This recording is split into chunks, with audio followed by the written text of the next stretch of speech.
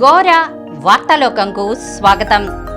ఈనాటి ముఖ్యాంశాలు: సంద్రంలో wind power, JN1 పై జాగ్రత్త, కరోనా కొత్త వేరియంట్ పై సీఎం జగన్ ఉన్నత సమీక్ష, కేంద్ర ఎన్నికల సంఘ బృందానికి స్వాగతం పలికిన ఎన్టీఆర్ జిల్లా కలెక్టర్ ఎస్ ఢిల్లీరావు, ఏఐ యువతి నోట తెలుగుదేశం పార్టీ పథకాల మాట, డ్రాగన్ పై అనుమానాలు, అణు పరీక్షలకు సిద్ధమవుతున్న చైనా, గణతంత్ర దినోత్సవాలకు మాక్రాన్, దాడి వెనుక పాక్ చైనా, శాస్త్రీయ విజ్ఞానంతో సమాజాభివృద్ధి, జిల్లా విద్యాశాఖాధికారి సివి రేణుక, ప్రజావాణి వినిపించడమే ఆకాశవాణి లక్ష్యం, నేడు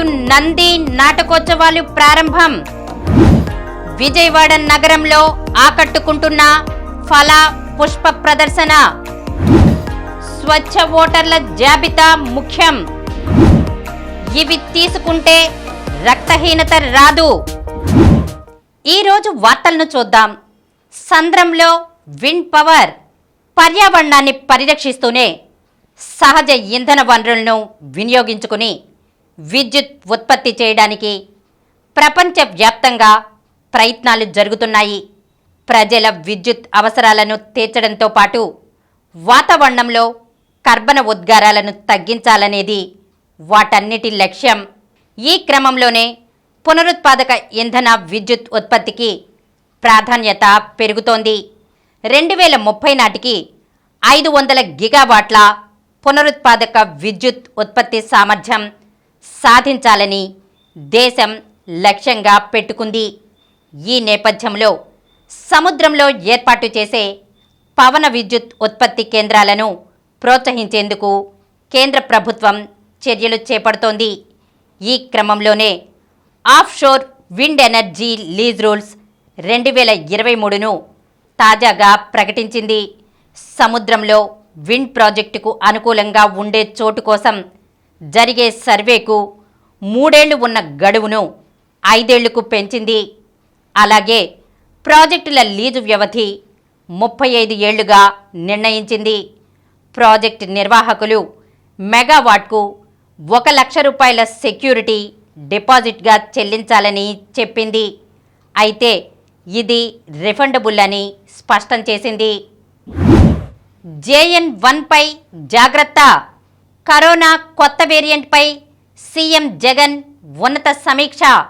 కరోనా వైరస్ కొత్త వేరియంట్ JN1 వ్యాప్తి నేపథ్యంలో కట్టడి చర్యలు, ముందస్తు జాగ్రత్తలపై దృష్టి పెట్టాలని వైద్య ఆరోగ్య శాఖ ఉన్నతాధికారులను ముఖ్యమంత్రి వైఎస్ జగన్మోహన్ రెడ్డి ఆదేశించారు. అత్యంత బలమైన గ్రామ వార్డు సచివాలయ వ్యవస్థ, వైఎస్ఆర్ విలేజ్ క్లినిక్స్ను అప్రమత్తం చేయాలని సూచించారు. శుక్రవారం తాడేపల్లిలోని క్యాంప్ కార్యాలయంలో కరోనా కొత్త వేరియంట్ వ్యాప్తిపై సీఎం జగన్ ఉన్నత స్థాయి సమీక్ష నిర్వహించారు. కొత్త వేరియంట్ లక్షణాలు, తీసుకోవలసిన జాగ్రత్తలపై అధికారులకు దిశానిర్దేశం చేశారు. మరోవైపు ప్రభుత్వ వైద్య కళాశాలల్లో ఆర్టిఫిషియల్ ఇంటెలిజెన్స్ ద్వారా బోధన నిర్వహించేలా తగిన చర్యలు తీసుకోవాలని సూచించారు. JN1 వేరియంట్పై ప్రస్తుతానికి అంతగా ఆందోళన చెందాల్సిన అవసరం లేదని అధికారులు పేర్కొన్నారు. దీని బారిన పడ్డవారు ఎలాంటి కాంప్లికేషన్స్ లేకుండా ఆసుపత్రుల వరకు రాకుండానే రికవరీ అవుతున్నారని వెల్లడించారు. దీనికి డెల్టా వేరియంట్ తరహా లక్షణాలు లేవని తెలిపారు. అయితే JN1కు వేగంగా విస్తరించే లక్షణం ఉందన్నారు. లక్షణాలు ఉన్నవారికి ప్రభుత్వ ఆసుపత్రుల్లో పరీక్షలు చేస్తున్నామన్నారు. కరోనా పాజిటివ్గా తేలిన వ్యక్తుల శాంపిళ్లను విజయవాడ జీనోమ్ ల్యాబ్కు తరలించి వేరియంట్లను విశ్లేషిస్తున్నామన్నారు. చికిత్సకు అవసరమైన మందులన్నీ పుష్కలంగా అందుబాటులో ఉన్నాయని స్పష్టం చేశారు. కేంద్ర ఎన్నికల సంఘ బృందానికి స్వాగతం పలికిన ఎన్టీఆర్ జిల్లా కలెక్టర్ ఎస్ దిల్లీరావు. ఎన్టీఆర్ జిల్లా విజయవాడ వేదికగా 2 రోజుల పాటు జరగనున్న జిల్లా కలెక్టర్లు, ఎస్పీల సమావేశానికి హాజరైన కేంద్ర ఎన్నికల సంఘం బృందానికి ఎన్టీఆర్ జిల్లా కలెక్టర్ ఎస్ దిల్లీరావు స్వాగతం పలికారు. నగరంలోని నోవాటెల్ హోటల్లో సమీక్షా సమావేశాలు శుక్రవారం ప్రారంభమయ్యాయి. ఇక్కడకు విచ్చేసిన ప్రతినిధుల బృందానికి కలెక్టర్ దిల్లీరావు మొక్కను అందజేసి స్వాగతం పలికారు. సమావేశానికి ఏర్పాట్లను పరిశీలించిన ఆయన సిపి టీకే రాణాతో కలిసి సమావేశంలో పాల్గొన్నారు. కాగా కృష్ణా జిల్లా collector P Rajababu, SP Joshua కూడా ఈ సమావేశానికి హాజరయ్యారు. ఏఐ యువతి నోట తెలుగుదేశం పార్టీ పథకాల మాట.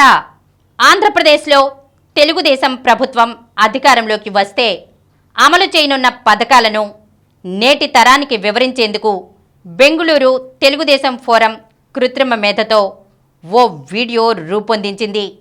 6 ప్రత్యేక పథకాలతో పాటు తదితర అంశాలను కృత్రిమ మేధతో సృష్టించిన యువతి సంక్షిప్తంగా వివరిస్తుంది.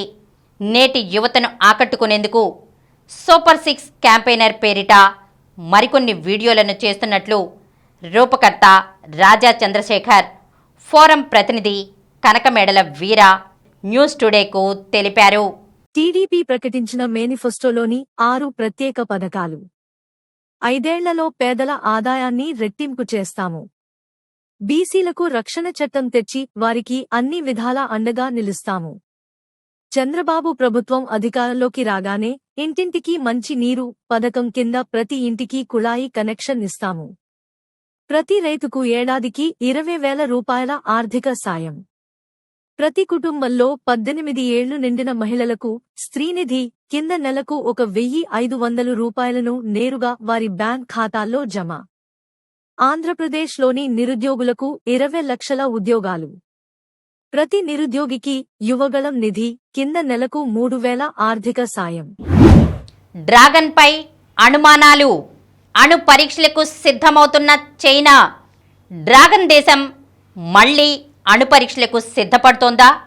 అందుకోసం చాప కింద నీరులా కొన్నేళ్లుగా క్రమంగా పక్కాగా ఏర్పాట్లన్నీ చేసుకుంటూ వస్తోందా?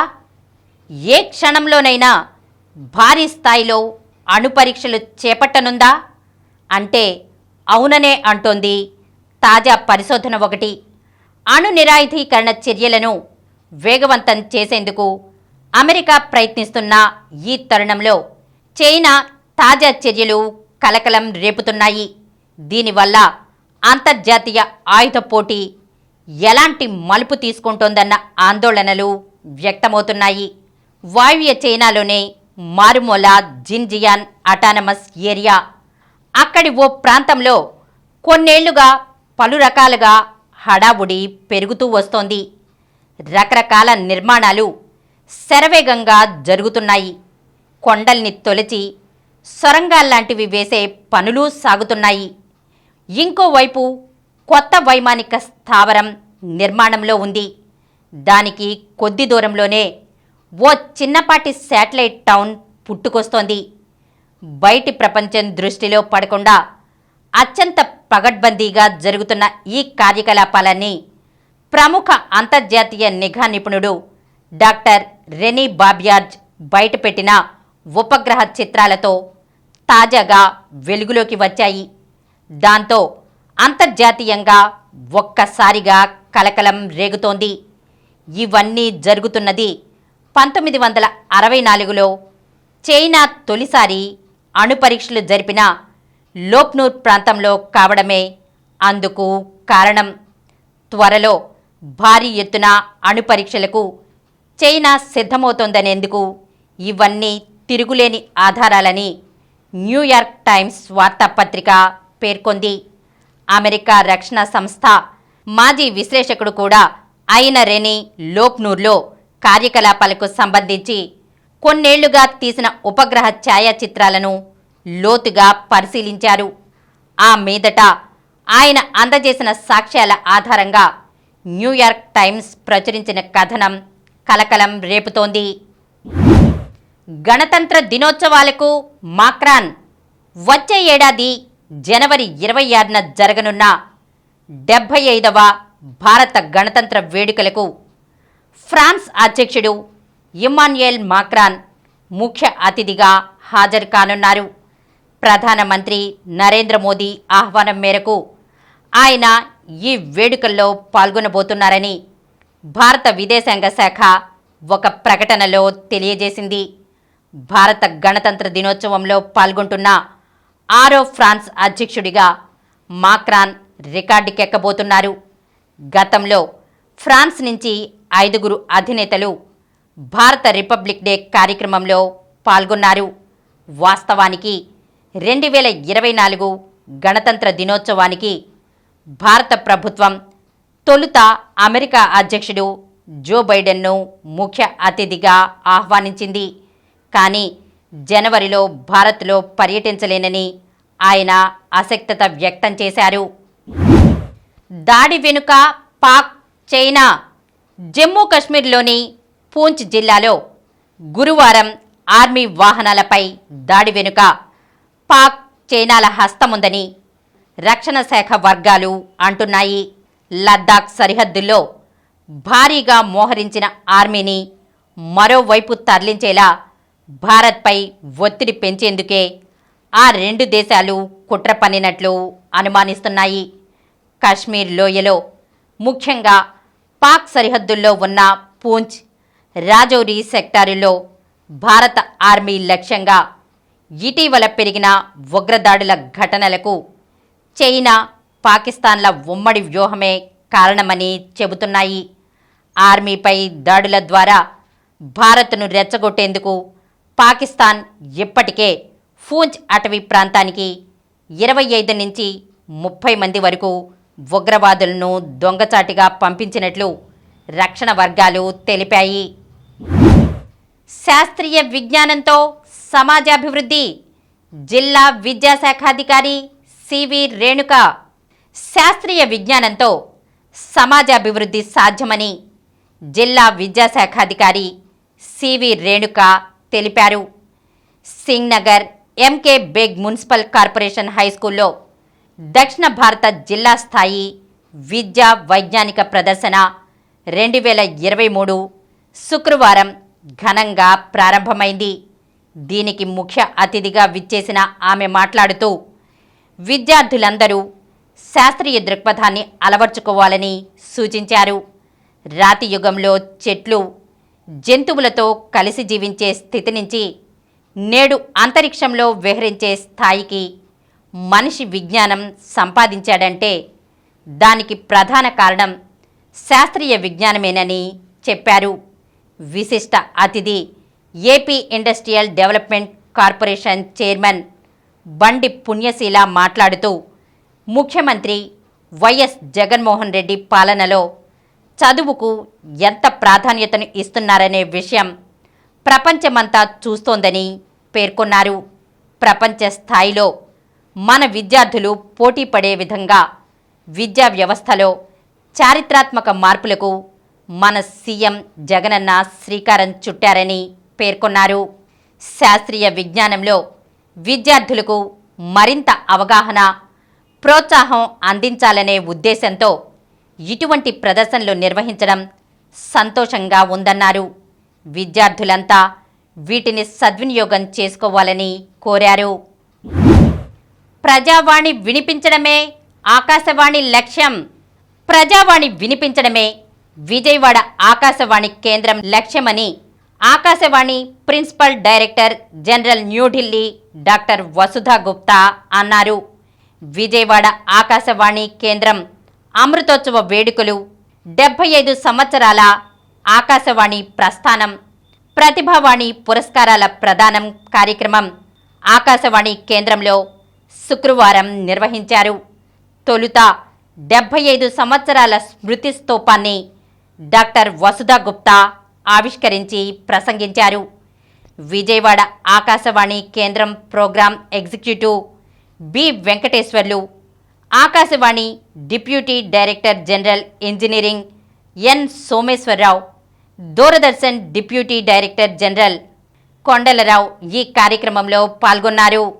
ఆకాశవాణిలో పనిచేసి సంగీత రంగానికి చెందిన అన్నవరపు రామస్వామి, మల్లాది సూరిబాబు తదితరులకు ప్రతిభావాణి పురస్కారాలను ప్రదానం చేశారు. నేడు నంది నాటకోత్సవాలు ప్రారంభం. నాటక రంగానికి పూర్వ వైభవం తీసుకురావడమే లక్ష్యంగా Andhra Pradesh film, TV, theatre development corporation నిర్వహిస్తున్న నంది నాటకోత్సవాలు ప్రారంభమయ్యాయి. ఈ నాటకోత్సవాల నేపథ్యంలో చేసిన విద్యుత్ దీపాలంకరణ, 100 అడుగుల ముఖ్యమంత్రి YS Jaganmohan Reddy cutout, balloon, Nandi విగ్రహం ప్రత్యేక ఆకర్షణగా నిలిచాయి.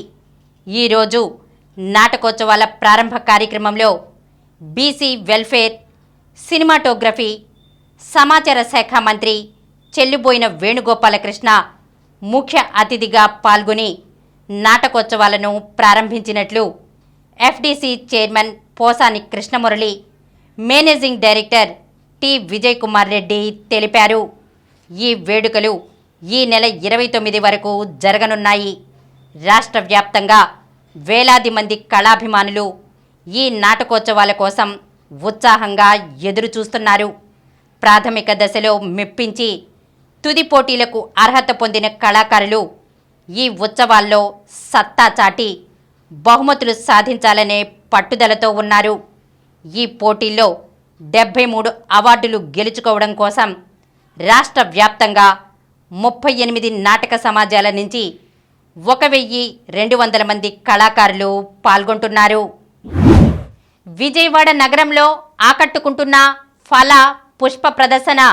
విజయవాడ నగరంలోని సిద్ధార్థ హోటల్ మేనేజ్మెంట్ ఇన్స్టిట్యూట్ ప్రాంగణంలో ఏర్పాటు చేసిన ఏపీ ఫ్లవర్ షో 2023 నగర వాసులను ఆకట్టుకుంటోంది. 6 రోజుల పాటు నిర్వహించే ఈ ప్రదర్శన శుక్రవారం ప్రారంభమైంది. వైఎస్ఆర్సీపీ తూర్పు ఇన్ఛార్జ్ దేవినేని అవినాష్ ప్రదర్శన ప్రారంభించి స్టాల్స్ను సందర్శించారు. రాష్ట్రంలోని పలు ప్రాంతాలకు చెందిన నర్సరీల నిర్వాహకులు ఇక్కడ స్టాల్స్ ఏర్పాటు చేశారు. ఇంటి ఆవరణలో పెంచే మొక్కలతో పాటు కుండీల్లో పెంచే మొక్కలు, అరుదైన మొక్కలు ప్రదర్శనలో ఉంచారు. నగరంలోని మొక్కల ప్రేమికులు ఈ ప్రదర్శనను తిలకిస్తున్నారు. వివిధ రకాల గులాబీ మొక్కలు, అరుదైన బొన్సాయి మొక్కలు ఆకట్టుకుంటున్నాయి. ఈ ప్రదర్శనను గరిమెళ్ల జానకీరాం ఆధ్వర్యంలో ఏర్పాటు చేశారు. స్వచ్ఛ ఓటర్ల జాబితా ముఖ్యం. ప్రజాస్వామ్య పరిరక్షణలో ఓటు అనేది అత్యంత కీలకమని 2024లో జరిగే సార్వత్రిక ఎన్నికల్లో ప్రతి ఒక్కరూ తమ ఓటు హక్కు వినియోగించుకునేలా రాష్ట్ర అధికారులు చర్యలు తీసుకోవాలని కేంద్ర ఎన్నికల సంఘం అధికారులు ఆదేశించారు. ఓటర్ల జాబితా తయారీలో 100% స్వచ్ఛత ఎంత ముఖ్యమో ప్రతి ఒక్కరూ తమ ఓటు హక్కు వినియోగించుకోవడం కూడా అంతే ముఖ్యమని ఈసీఐ ప్రతినిధుల బృందం సారథి senior deputy election commissioner Dharmendra Sharma అన్నారు. ఓటర్ల జాబితా ప్రత్యేక సంక్షిప్త సవరణ 2024 సాధారణ ఎన్నికల సన్నద్ధత కార్యకలాపాలపై శుక్రవారం విజయవాడలో సమీక్షా సమావేశం నిర్వహించారు. కేంద్ర ఎన్నికల సంఘం నుంచి సీనియర్ డిప్యూటీ ఎలక్షన్ కమిషనర్లు Dharmendra Sharma, Nitish Vyas, SVEEP director Santosh Ajmera, under secretary Sanjay కుమార్తో పాటు ఏపీ చీఫ్ ఎలక్టోరల్ అధికారి ముఖేష్ కుమార్ మీనా తదితరులు పాల్గొన్నారు. ధర్మేంద్ర శర్మ మాట్లాడుతూ అర్హత ఉన్నవారందరూ ఓటు నమోదు చేసుకునేలా, ఓటు హక్కు వినియోగించుకునేలా ప్రోత్సహించడం ప్రధానమని చెప్పారు. బూత్, నియోజకవర్గ స్థాయిలో గతంలో నమోదైన పోలింగ్ శాతాలను పరిశీలించి తక్కువగా ఉన్న చోట అందుకు కారణాలను శాస్త్రీయంగా అధ్యయనం చేసి పోలింగ్ శాతం పెంచేందుకు చర్యలు తీసుకోవాలని చెప్పారు. ఇవి తీసుకుంటే రక్తహీనత రాదు. ఐరన్ అనేది ఎర్ర రక్త కణాలలోని హిమోగ్లోబిన్లో కనిపించే ఒక ఖనిజం. హిమోగ్లోబిన్ ఆక్సిజన్ను శరీరంలోని అన్ని భాగాలకు చేరవేస్తుంది. శరీరంలో ఐరన్ లోపం ఉన్నప్పుడు ఎర్ర రక్త కణాలు సరిగా ఉత్పత్తి కావు. గుడ్లు, మాంసం, చేపలు, టోపు, పప్పులు, చిక్కుళ్ళు, ఆకుకూరలు తీసుకోవడం వల్ల ఐరన్ లోపం తలెత్తకుండా ఉంటుంది. విటమిన్ B12 అనేది ఒక విటమిన్. ఇది ఎర్ర రక్త కణాల ఉత్పత్తికి అవసరం. విటమిన్ B12 లోపం ఉన్నప్పుడు ఎర్ర రక్త కణాలు సరిగా పనిచేయలేవు. అందువల్ల ఆహారంలో విటమిన్ B12 లభించే మాంసం, చేపలు, పాలు, పాల ఉత్పత్తులు, గుడ్లు తీసుకోవాలి. ఫోలిక్ యాసిడ్ అనేది ఒక విటమిన్. ఇది ఎర్ర రక్త కణాల ఉత్పత్తికి కూడా అవసరం. ఫోలిక్ యాసిడ్ లోపం ఉన్నప్పుడు ఎర్ర రక్త కణాలు సరిగా పెరగలేవు. అందువల్ల ఫోలిక్ యాసిడ్ ఉండే ఆకుకూరలు, బీన్స్, చిక్కుళ్ళు తీసుకోవాలి. ప్రోటీన్లు అనేవి శరీరం నిర్మాణాత్మక భాగాలు. ప్రోటీన్లు ఎర్ర రక్త కణాల ఉత్పత్తికి కూడా అవసరం. ప్రోటీన్ల మూలం మాంసం, చేపలు, పాలు, పాల ఉత్పత్తులు. తోటకూర, పాలకూర, గోంగూర వంటి ఆకుకూరల్లో ఐరన్ ఎక్కువగా ఉంటుంది. ఈ ఐరన్ మన రక్తంలోని హిమోగ్లోబిన్ ఉత్పత్తిలో ముఖ్యమైంది. వీటిని తినడం వల్ల రక్తం పెరిగి అనీమియా వంటి సమస్యలు రాకుండా ఉంటాయి. ఇప్పుడు కొన్ని సంక్షిప్త వార్తలను చూద్దాం. 38 DYEO పోస్టుల భర్తీకి నోటిఫికేషన్. రాష్ట్ర విద్యాశాఖలో 38 డిప్యూటీ ఎడ్యుకేషన్ ఆఫీసర్ పోస్టుల భర్తీకి ఏపీపీఎస్సీ శుక్రవారం నోటిఫికేషన్ విడుదల చేసింది. క్రికెట్కు ఎల్గర్ గుడ్ బై. భారత్తో టెస్ట్ సిరీసే చివరిది. దక్షిణాఫ్రికా సీనియర్ బ్యాటర్ మాజీ captain Dean Elgar test cricket నుంచి తప్పుకుంటున్నట్లు ప్రకటించాడు. భారత్తో జరిగే 2 టెస్టుల సిరీస్ తనకు చివరిది కానుందని అతను వెల్లడించాడు. తనకు ఇష్టమైన కేప్ టౌన్ మైదానంలోనే కెరీర్ ముగించాలని నిర్ణయించుకున్నట్లు ఎల్గర్ చెప్పాడు. స్వదేశానికి కోహ్లీ. వ్యక్తిగత కారణాలతో వెనక్కి. తొలి టెస్ట్లోగా మళ్లీ దక్షిణాఫ్రికాకు. మన బ్యాటర్లు అదరగొట్టారు. స్మృతి, జెమిమా రోడ్రిగ్స్, రిచా, దీప్తి శర్మ అర్ధ సెంచరీలు. భారత్కు 157 పరుగుల ఆధిక్యం. ఆస్ట్రేలియా మహిళలతో ఏకైక టెస్ట్. విండీస్దే T20 సిరీస్. సొంతగడ్డపై వెస్టిండీస్ జట్టు వన్డే T20లో ఇంగ్లండ్పై పైచేయి సాధించింది. ఇంతకు ముందే వన్డే సిరీస్ను గెలుచుకున్న విండీస్ ఇప్పుడు T20 సిరీస్ను 3-2తో తమ ఖాతాలో వేసుకుంది. గురువారం జరిగిన చివరిదైన 5వ T20 మ్యాచ్లో రోమెన్ పావెల్ కెప్టెన్సీలోని వెస్టిండీస్ 4 వికెట్ల తేడాతో ఇంగ్లండ్ను ఓడించింది. టైటాన్స్కు తొలి గెలుపు. ప్రో కబడ్డీ లీగ్ 10వ సీజన్లో తెలుగు టైటాన్స్ జట్టు ఎట్టకేలకు గెలుపు రుచి చూసింది. శుక్రవారం జరిగిన తమ 6వ మ్యాచ్లో తెలుగు టైటాన్స్ 37-36తో 1 పాయింట్ తేడాతో హర్యానా స్టీలర్స్ జట్టుపై నెగ్గింది. మరిన్ని వార్తా విశేషాలతో రేపటి గోరా వార్తాలోకంలో కలుద్దాం.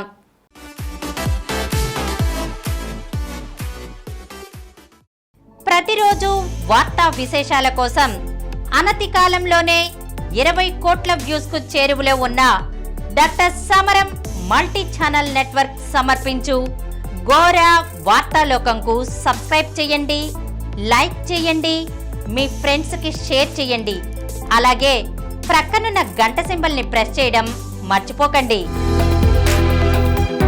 Please download Samaram multi-channel app and watch your favorite channels from your mobile. App available on Google Play Store and subscribe to the channels.